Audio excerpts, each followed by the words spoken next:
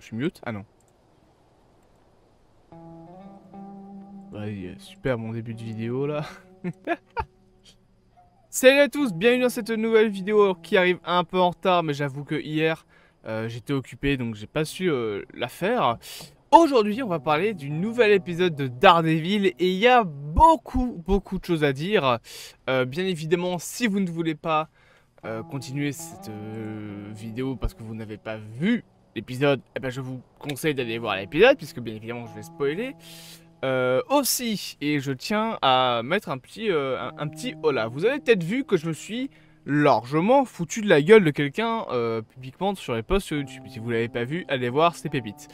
Je tiens à préciser que sur internet, si vous êtes en désaccord avec l'avis de quelqu'un, ne l'insultez pas. Parce que vous allez être en tort, voilà. Si vous n'êtes pas d'accord avec l'avis de quelqu'un, vous pouvez défendre votre avis, vous pouvez discuter avec la personne. C'est du cinéma. Si tout le monde était d'accord sur la totalité des films, le cinéma se serait arrêté il y a 40 ans parce qu'au bout d'un moment, on se serait bien fait chier. Donc c'est normal d'avoir des désaccords. Cependant, je tiens à préciser à la seconde où vous insultez quelqu'un, votre discours, même s'il est plein de bon sens, n'aura aucune utilité. Parce que vous allez juste énerver la personne, ou alors elle va arrêter de vous écouter.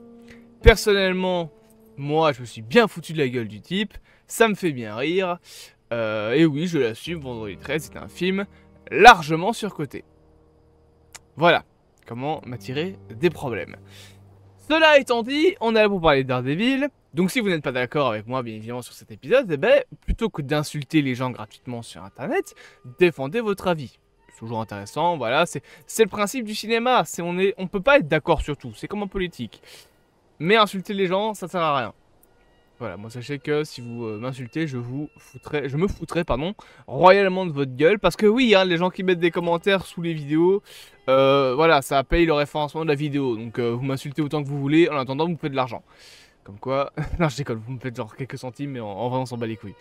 Par contre, vous aidez la vidéo à être référencée. C'est cool, continuez à m'insulter, j'en ai rien à foutre. Mais bref, plus sérieusement, revenons au sujet principal de la vidéo, donc Daredevil Born Again. Le nouvel épisode est sorti ce mercredi, épisode qui est assez intéressant, notamment pour la fin. Alors, l'épisode en soi a, comme j'ai envie de dire, ligne directrice, le fait de voir Kingpin dans ses derniers retranchements, entre guillemets. Dans le sens où on voit la situation lui échapper, il veut faire tout de suite, il se rend compte qu'en fait, en tant que maire, voilà, il peut pas tout faire tout de suite. Ce qui lui casse un petit peu les pieds. En plus de ça, il y a des fuites de la part de son équipe, donc il apprend que voilà, son équipe n'est pas entièrement fiable, ce qui l'énerve largement. Donc voilà, le Kingpin se rend compte que c'est plus compliqué que ça finalement d'être maire. C'est pas si facile, et ça l'énerve franchement, parce que lui, tout ce qu'il avait envie, c'est de tout faire rapidement, et il se rend compte qu'il faut passer par des décrets, etc. Il y a la bureaucratie. Voilà, c'est le comble, j'ai envie de dire, de la démocratie, c'est que du coup, c'est lent. En fait, c'est même le comble de toute idéologie politique. À partir du moment où il y a la bureaucratie, c'est lent. Donc, il veut gravir plus vite les échelons, et il va pas y arriver. Le mec, il se la joue un petit peu Staline sur les bords. Parce que Staline faisait ça à l'époque, hein. Il gravissait il grillait certaines étapes en disant bah, de toute façon, si tu fais pas ce que je te dis, tu sais très bien où tu vas finir. Voilà, c'est le principe de la corruption. Hein. L'URSS, c'était pas tout blanc, tout bleu. Bref, bien évidemment, du coup, ça lui fait péter des plombs. Et de l'autre côté, on a Daredevil qui apprend, enfin, Matt Murdock, qui apprend bah, que du coup, j'allais dire Kemar de Los Reyes, mais non, ça c'est le nom de l'acteur, Hector Alaya est décédé. On voit d'ailleurs sa nièce, donc Angela, qui s'appelle pas Angela Alaya, je sais plus c'est quoi son nom de famille, mais c'est autre chose parce que c'est sa nièce. Donc elle porte le nom de famille de sa sœur. En fait, la sœur de Hector, hein. Mais du coup, voilà, on voit la mort de... Enfin, on voit les répercussions, on va dire, de la mort de Hector, qui était plutôt triste, je rappelle. L'épisode, d'ailleurs, est encore une fois dédié à Hector Alaya, qui nous a malheureusement quitté en 2023, à Kemar de Los Reyes, pardon, qui joue Hector Alaya. Encore une fois, toutes ces condoléances, bien évidemment, à la famille, etc. de l'acteur. Mais voilà, on a vraiment une belle histoire, je trouve, sur cet épisode. Mais je pense que le point principal, c'est franchement la fin. Puisque du coup, Matt Murdock, en bon Daredevil qu'il est, va commencer à faire sa petite enquête. Il va aller sur les lieux du crime, et bien évidemment, il va utiliser son ouïe hyper puissante. En faisant tomber une bouteille, il va comprendre que la bouteille tombe dans des égouts et touche une balle de pistolet. Au vu du bruit, on le comprend. Parce que ça fait le bruit d'un truc de métal, donc il comprend que la balle est là. Et quand il prend la balle, quand il trouve la balle a le crâne du Punisher. Jusque là, voilà, on avait plusieurs fois le Punisher un petit peu partout, utilisé dans la série. On voyait son crâne par-ci par-là. Certains policiers se le sont tatoués, donc le crâne, hein, mais évidemment, sur le cou ou sur le poignet. Et là, donc, il va descendre dans une espèce de cave, je sais pas trop ce que c'est, et se faire exploser la gueule par un Frank Castle qui a la barbe du Père Noël, qui a l'air d'avoir passé les 7 dernières années en tant qu'SDF à se cacher de la police, et qui clairement passe pas la meilleure de la meilleure de sa vie, j'ai envie de dire. Donc le Punisher est officiellement de retour, et là on va avoir le droit à une scène des plus poignantes de la série, avec le Punisher qui va confronter Matt Murdock sur la mort de Foggy Nelson, la mort de, voilà, de pas Kama de Lotriez, de Hector Alaya, en lui disant ouais, donc t'as Matt Murdock qui va dire oui, mais Hector il avait toute sa vie devant lui, et Frank qui va lui répondre, et Foggy, il avait toute sa vie devant lui. Voilà, et du coup, tu vas avoir Matt Murdock qui va finir en pleurs en disant que Foggy lui manque, etc. Donc, pitié, ne faites pas en sorte qu'il revienne dans la saison 2 ou une connerie dans le genre. Je sais que l'acteur sera dans la saison 2, j'espère que c'est juste des flashbacks, parce que sinon, ça va me faire péter un plomb. Mais donc, voilà. Cette fin est très intéressante, parce que, encore une fois, tu vas avoir Frank qui, comme pour Wilson Fisk, va un petit peu parler plutôt à Daredevil, et on sent vraiment la séparation entre les deux personnalités, entre Matt Murdock et Daredevil, un petit peu en mode Dr. Jekyll et Mr. Hyde pour ceux qui connaissent, dans le sens où tout le monde s'adresse à Daredevil comme si c'était une autre personne qui vivait dans le même corps que Matt Murdock, un petit peu comme la relation Hulk-Bruce Banner. C'est deux personnalités différentes, c'est techniquement pas la même personne. Ils ont fusionné dans Endgame, mais avant ça, Bruce Banner et Hulk, c'était vraiment deux personnalités différentes. Tu pouvais parler à l'un, et c'était pas la même chose que l'autre. Voilà, c'était un petit peu ça qui était mis en place. C'est le truc de Dr. Jekyll et Mr. Hyde. D'ailleurs, j'espère qu'un jour, ils en feront un nouveau film, parce que franchement, remis au goût du jour, Dr. Jekyll et Mr. Hyde, ça peut être cool. Voilà, rien à voir, mais ils ont essayé ça dans le Dark Universe avec Universal, avec... comment il s'appelait cet acteur, Russell Crowe. Je trouvais que le Dr. Jekyll du film La Momie de 2017 était incroyable. Je voulais trop en film avec lui, mais ça n'arrivera jamais. Mais donc voilà, on a cette espèce de symbiose en fait qui se passe un petit peu comme beaucoup de personnages Marvel qui ont un alter ego.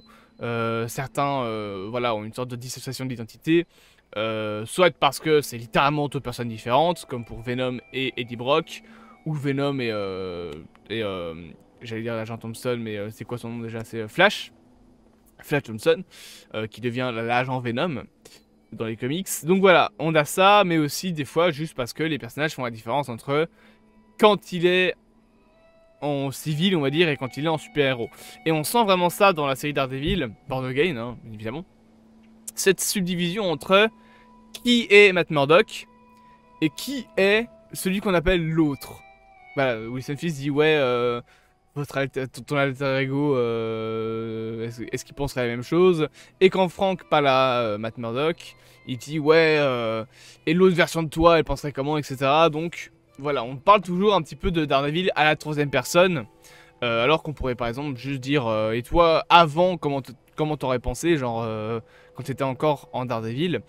Et c'est un truc qui va pour le coup arriver à l'oreille de Matt Murdock, parce que là où il en avait rien à foutre quand c'était Wilson Fisk qui lui dit, quand c'est Frank qui lui dit, là ça le touche. Là ça revient à son oreille. Ça revient tellement à son oreille qu'on découvre qu'en fait en haut de l'immeuble où il habite, il a une cave où il a tous les masques de Daredevil, dont des nouveaux qu'on n'a jamais vus, le masque blanc notamment, je parle par exemple de celui-là, et il va sortir le bâton de Daredevil et s'entraîner sur le toit d'un immeuble à redevenir Daredevil.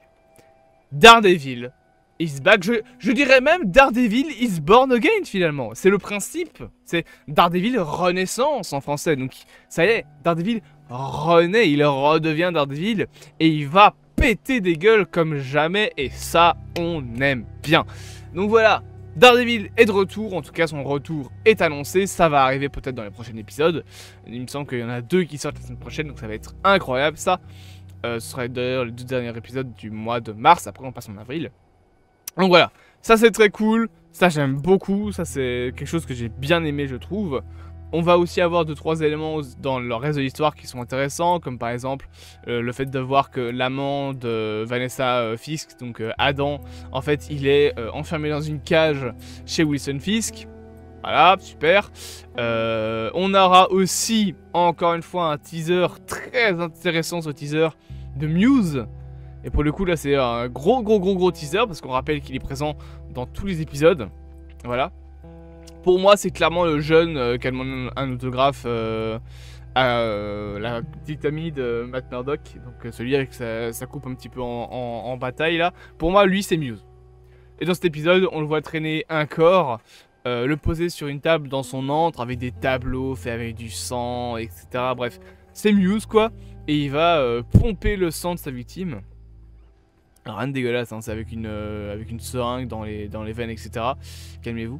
Donc voilà, ça je trouve que c'est vraiment intéressant. En termes scénaristiques, je trouve vraiment l'épisode est cool à suivre. En termes de mise en scène, je trouve que c'est l'épisode un peu banal, voilà, il y a moins... Il y a moins de trucs à relever, je trouve. Alors c'est quand même bien, il y a des épisodes qui sont très cool. Enfin des parties de l'épisode pardon qui sont très cool, notamment justement le passage où on le voit s'entraîner sur le toit, etc. T'as un léger travelling que je trouve plutôt bien. Donc voilà, c'est quand même c'est beau à voir finalement. Niveau colorimétrie aussi c'est beau à voir, mais on va dire que ça réinvente pas la série, c'est dans la continuité de ce qu'on a vu dans les autres épisodes. Pareil pour la musique, donc il n'y a pas vraiment grand chose à relever de plus, il n'y a pas de plans qui m'ont dit oh putain, oh celui-là il est sympa. Non, j'ai pas vraiment senti ça avec la série. Malgré tout, ça reste cool. Nous, c'est tout ce qu'on veut, c'est tout ce qu'on demande, une série sympa. Et on a une série qui est vraiment plus que sympa pour le coup, parce que à chaque épisode, et ça m'était plus arrivé avec Marvel depuis un petit moment, mais à chaque épisode, j'ai envie de voir l'épisode suivant. C'est un truc qui m'arrivait pas, par exemple, avec She-Hulk, c'est un truc, enfin, ça m'est arrivé une fois, oui, quand il y avait Daredevil, mais ça, c'est comme tout le monde. Ça m'est jamais arrivé par exemple avec Miss Marvel, alors que pourtant Miss Marvel c'est une série qui est correcte. Ça ne m'est même pas arrivé avec Falcon and the Winter Soldier. La dernière fois que ça m'était arrivé c'était avec X-Men 97 où on se disait oh putain qu'est-ce qui va se passer l'épisode suivant, et on était absolument tous sur le cul quand Gambit est mort, et je n'arrive toujours pas à me faire au fait qu'ils ont tué Gambit. Putain de merde, ils ont tué un de mes X-Men préférés, Nick Saras.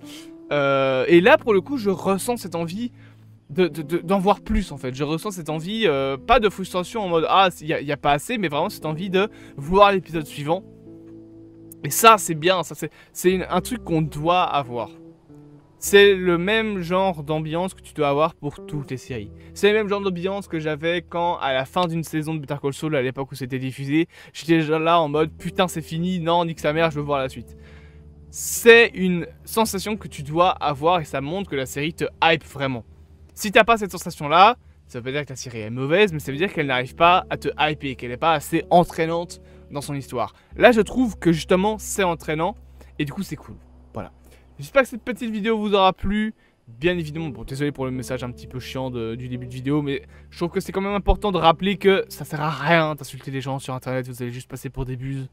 Voilà, donc on se calme, on parle posé tranquillement. Si vous n'êtes pas d'accord avec un avis sur mes vidéos, vous pouvez le dire en commentaire, je vais vous répondre si je vois votre commentaire, bien évidemment. Mais si vous commencez à insulter, que ce soit moi ou quelqu'un dans le chat, soit vous allez vous faire ban par YouTube qui va bloquer votre commentaire, soit si c'est moi qui passe, c'est moi qui vais vous ban. Voilà, donc n'insultez pas, ça sert à rien. Si vous n'êtes pas d'accord avec un avis, discutez-en tranquille, on peut en parler bien évidemment. C'est quand même plus intéressant que de s'insulter gratuitement.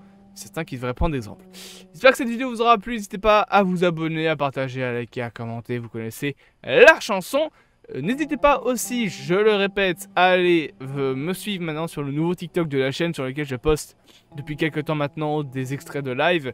Et j'en profite justement pour vous dire, n'hésitez pas à venir sur Twitch. Je stream très souvent sur Twitch et y a personne. Donc voilà, c'est un petit peu triste. Si vous passez sur cette vidéo, n'hésitez pas, les liens normalement sont dans la description. Si pas, c'est partout le même pseudo. C'est pas compliqué de me retrouver, donc voilà, n'hésitez pas à venir sur TikTok, n'hésitez pas à venir sur Twitch, vous allez voir, on se marre bien. Je vous dis à la semaine prochaine pour de nouvelles vidéos, et d'ici là, justement, je vous retrouve sur Twitch, probablement dès ce soir. Des bisous à tous.